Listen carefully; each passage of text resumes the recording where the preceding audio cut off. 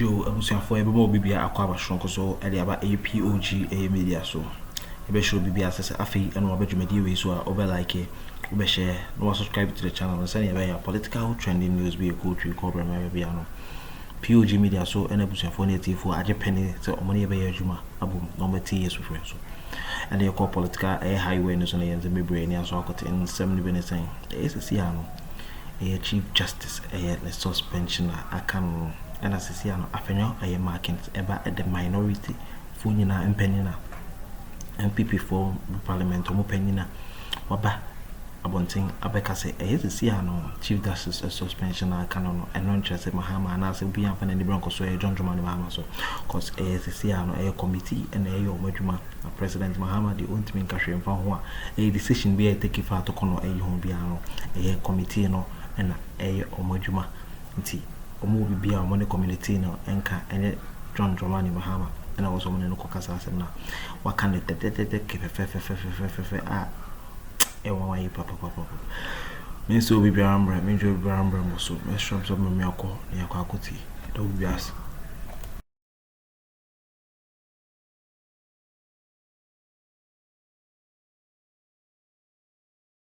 Yes. You see, Uncle Kwekubako was very candid.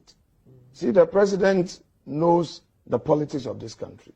So he was very specific, made reference to the petition, unsigned petition, the subsequent communication he received from the council, and all that. So he left it as it was, which is fundamentally different from what my respected colleague was trying to put out. In other words, the president made the Chief Justice aware of the deficiencies that may be in the original. He left it as it. He didn't just send it. He wrote of course, pay attention. There are these other issues. And I'll leave it to your judgment. Exactly. You see, we are talking about developing institutions. And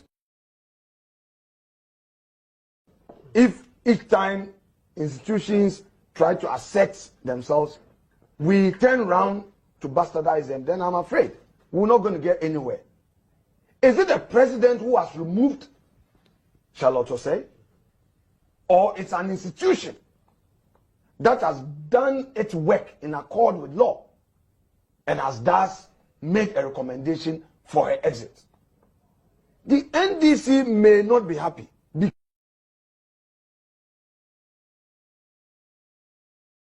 because they appointed the woman to head NCC. They tried to push her to the Supreme Court. The Judicial Council did not agree. She was rejected, and eventually she was sent to the Electoral Commission. The MPP as a party opposed the procedure for the appointment of the EC chair, and I led the charge. Eventually in court, my client was Richard Sky. It was not Charlotte Osei. They shouldn't get it wrong. The MPP opposed the procedure. However, we looked after if the eventual appointment and the decision by the Supreme Court endorsing the procedure and all that. You remember I even raised the issue of contempt, that while the matter was yet to be tried, Mr. President had gone ahead to appoint and all that, and I felt that it was not appropriate. But look, it didn't get anywhere. So when Charlotte was appointed, as a party, we had issues with the background. And we did not hide from that. Yeah. But it was not an NDC, MPP person. It was not Kennedy Japan. It was not Gabios Asardako who petitioned the president for the removal. Get it straight. Continue the essential medicines and vaccines programs continue. Now, away from the U.S., a former managing director of the Electricity Company of Ghana, ECG, Samuel Dubik Mahama, has dismissed reports that ECG containers at the port have gone missing. Speaking on the Super Morning Show, he clarified that the containers were never lost but may have been misplaced. He revealed that the Ghana Revenue Authority auctioned the containers during his tenure because ECG failed to clear them due to cash flow challenges. So the last time the minister spoke, at the beginning of this whole container gate or container saga, he said the containers are in the port. Kojo, the conversation would have been different if the containers had left the port and they were in the custody of what? ECG. And ECG, and then the containers got lost from the yard of ECG. Not so. But in this regard, the containers are within the port of the Republic of Ghana and it's within the control of GPHA and Ghana Customs. My candid opinion is containers cannot get missing. They can be misplaced. If they get lost at sea, you are immediately what? Informed. Since there is no record to the fact that containers got lost at sea, container, because of the international supply chain logistics, there's a platform. When you key in a container, the way bill, who was in control of the container, all of that is there.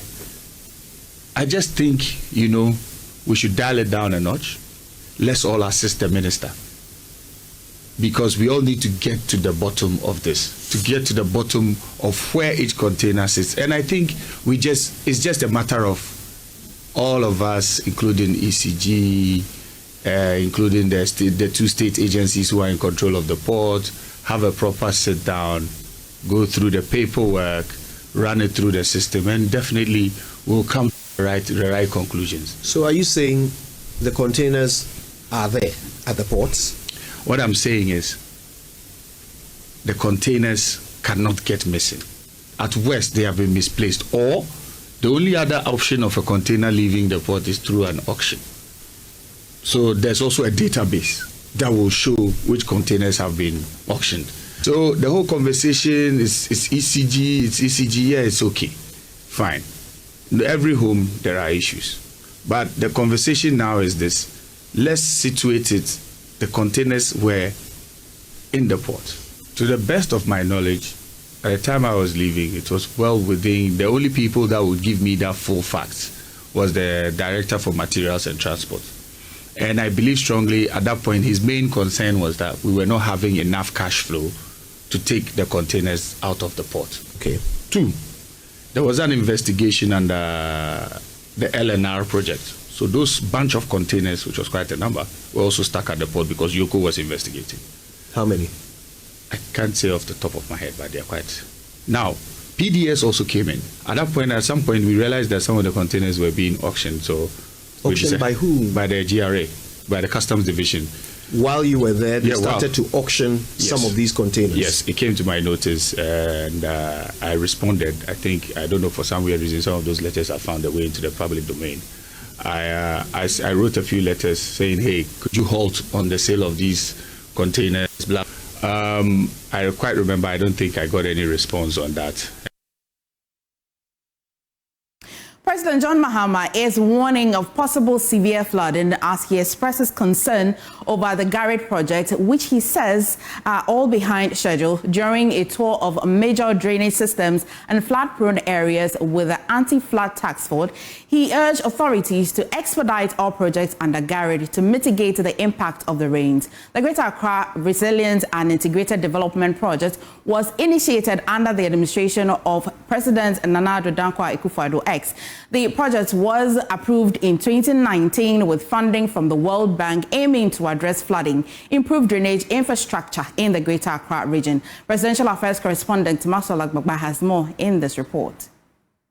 President John Mahama toured several flood-prone areas including Achimota, Malam Junction, Kaneshi First Light, and Addo Drain at Circle as part of efforts to tackle flooding in Accra. He was accompanied by members of the Anti-Flood Task Force chaired by Deputy Chief of Staff and Task Force Head Stan Dogbe. At Malam Junction, Stan Dogbe expressed concerns over a private business, Kitech Motors, illegally filling a Ramsar site and a water retention basin, warning that it could worsen flooding after heavy rains. So you are selling the Ramsar site to a private company, and you are here to defend the fact that the company is filling the place up and causing problems. And you want us to continue listening, Mr. President. I think that the task force we've gone around the hydrology, we've gone around now, water resources, we've gone around. The challenge here is that the over 1 football field that is, which is been filled consistently by the company. Two companies here, and then I see the VIP on the other side. They are the ones that are closing up the retention bases. So if you go to Blue Lagoon, which we have to drive to the other, every house there, the water enters into the room. Now do all the works that we are currently doing up there. If this siltation continues, and you can see that they are going. In response, President Mahama ordered Kitech Motors to remove the silt.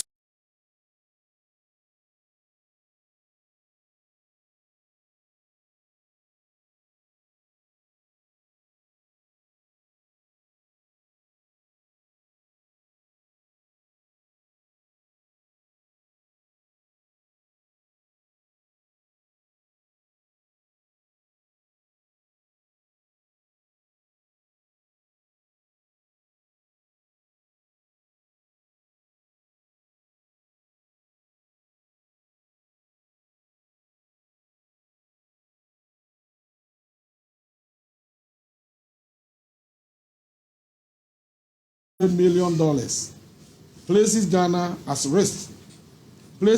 at risk of external market fluctuations and currency instability.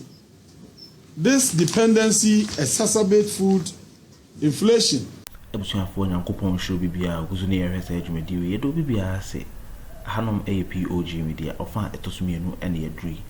Ebusuafo menjo bibia rambram so meshram say obe like no subscribe to the channel. Share my nuanom number 4 obusuafo bi anso sentiment ka dwumadi a do POG Media so new IGPI number so na the 3 months abesolve Akuffo conflict na any asem keto akra.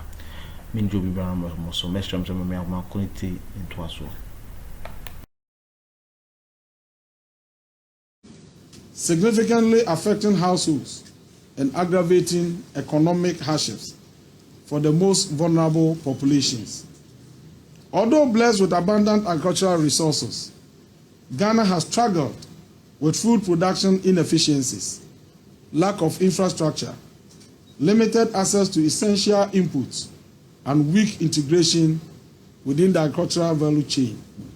The smallholder farmers, who represent the backbone of the agricultural workforce, encounter formidable obstacles such as barriers to mechanization, difficulty in securing financing, and the absence of modern farming methods. These challenges hinder the ability to scale up operations and meet the increasing market demands. Additionally, substantial post-harvest losses persist due to insufficient storage and processing facilities, poor transportation networks, and inefficient market connections. Distinguished ladies and gentlemen, in response to these pressing issues, the government of Ghana, through the Ministry of Food and Agriculture, has adopted the Agriculture for Economic Transformation Agenda, (ITA). This initiative aims to drive the growth and modernization of the agricultural sector, with goals to bolster agribusiness development, secure food availability, mitigate food inflation, increase export revenues, and generate sustainable job opportunities for the youth of our country. To effectively realize this vision, MOFA is about to roll out the Feed Ghana program as its flagship program. This is a comprehensive program designed to implement all elements of the ITA. The Feed Ghana program is an integrated agricultural acceleration program to boost agricultural production, to feed Ghanaians, and provide raw materials for agro-industry and create jobs. These efforts are intended to ultimately ensure food security, alleviate inflationary pressures on food prices, increase export potential, and support sustained economic growth in the long term. Distinguished ladies and gentlemen, the primary goal of the Feed Ghana program is straightforward: to transform Ghana's agricultural sector, reduce our import dependency, and boost both domestic production and export.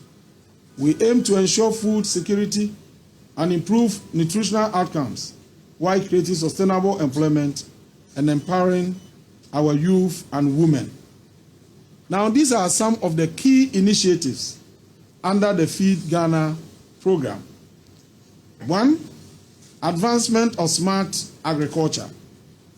Under this, we are going to launch the Farmers Service Centers across the country to deliver essential mechanization support services, including training, technical guidance, and market access. We also establish farm banks within agricultural zones to facilitate land access and irrigation services, primarily aimed at young entrepreneurs and farmers. Then we have the Grains and Legumes Development Initiatives. This is to promote vital grains and legumes such as maize, rice, sorghum, and soybean for consumption, agro-industry, and export opportunities. This includes enhancing access to high-quality inputs like seeds, fertilizers, agrochemicals, as well as storage and processing infrastructure. Then we have number 3, Vegetable Development Project, also called Yeldua. Under this, we intend to implement controlled environment farming through greenhouses to enhance the production of tomatoes, onions, pepper, and other vegetables. We are also going to create sustainable, ready-to-cultivate spaces equipped with irrigation systems for open field cultivation.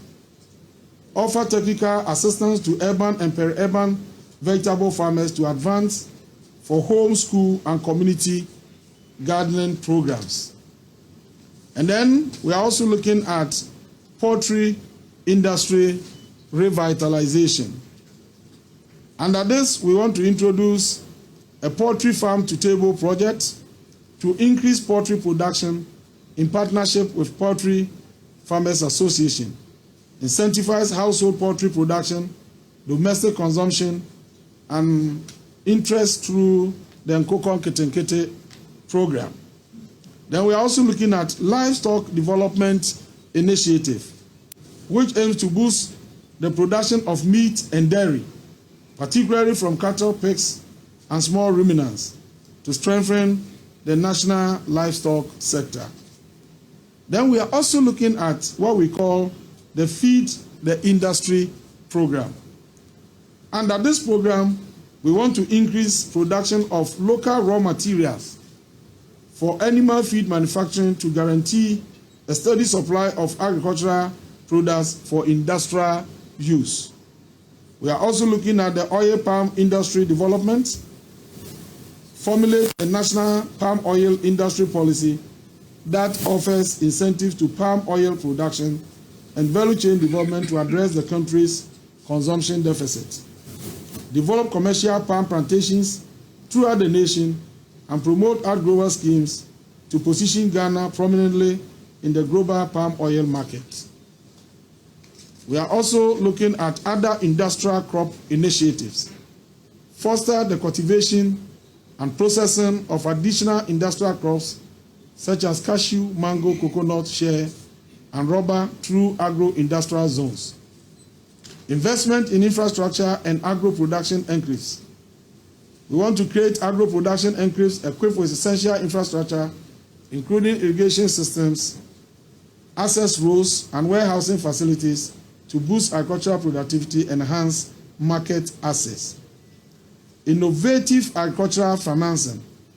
We want to focus the Exim Bank to offer concessional financing for farmers and agricultural enterprises through cooperatives and community banks, particularly for export and value-added agricultural products, agricultural projects.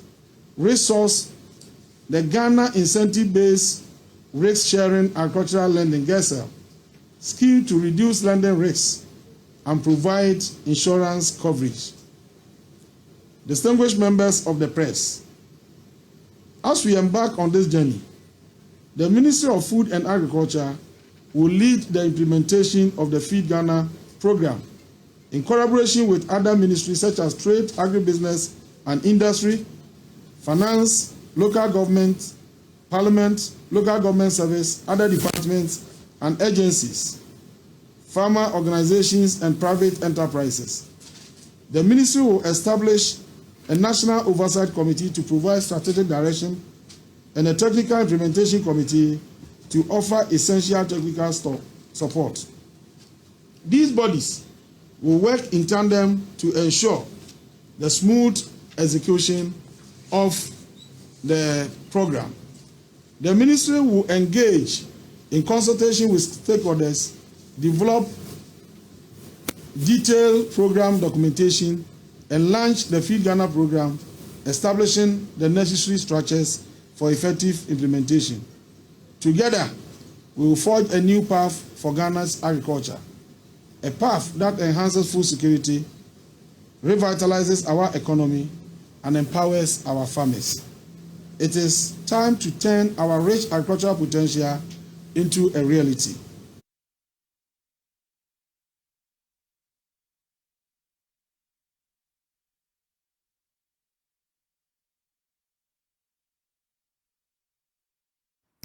Welcome back to News Today, but that was the Agric Minister briefing us on how to improve the agric sector. We'll also bring you details of how that will pan out a bit later in our subsequent bulletins. But away from that, the fight against illegal mining cannot be won without a strong and decisive judiciary. Land and Natural Resources Minister Emmanuel Amakofi has called on the judiciary to play a critical role in tackling illegal mining, stressing the need for dedicated courts to expedite cases related to environmental destruction. According to him, swift and firm legal action is crucial to deterring offenders and reinforcing the government's commitment to eradicate the menace. He was addressing the press in Accra. We have to win together. Yakupon and show BBR, do BBR. I don't make POG Media so. Let's show say, over like over share or subscribe to the channel. 100 media more quite a me Mesho say no Chief Justice remover and Afenyo Markins at the other to your old children say no Jumedibia or Hanasensim Kabia or Gentleman Mahama had nothing to do with it. A committee for analysis on your manual petition document John Dramani Mahama and no appeal. I approve the Akroma a Torkornoo internal man for Sububia and John Dramani Mahama. What can ye pan? Mesho, be in some Medamase, Macron so.